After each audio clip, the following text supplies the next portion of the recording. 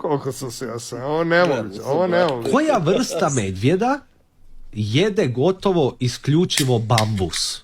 To je poznata ona životinja što jede bambus. Ima je i u Minecraft. Bambi. To je isključivo bambus. To je poznata ona životinja što jede bambus. Ima je i u Minecraft. Bambi. To je pitanje, znači, ako automobil vozi 60 km na sat, koliko prijeđe za 2 sata? Ajde ti meni reci, ako automobil vozi 60 km na sat, koliko kilometara prijeđe za 1 sat?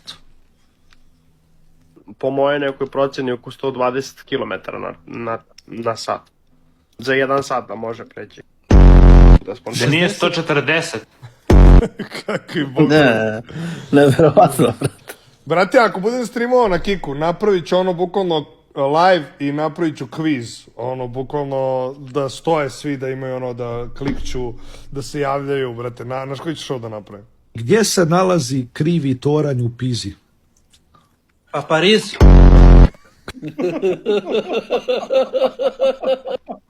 A normalno, brate. Normalno u Parizu, brate. Kako se zove znanost u Pizi? Kako je, brate, nonšalantno to rekao, brate. Pa Pariz. Kako se zove znanost koja proučava svemir? Astronauti.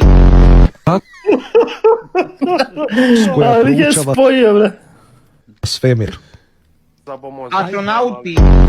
Kako se zove kontinent na kojem se nalaze Srbija i Hrvatska? Pa Balkan, brate.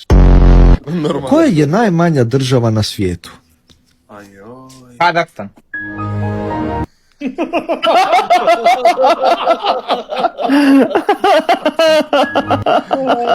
Glup klopno. Šta će?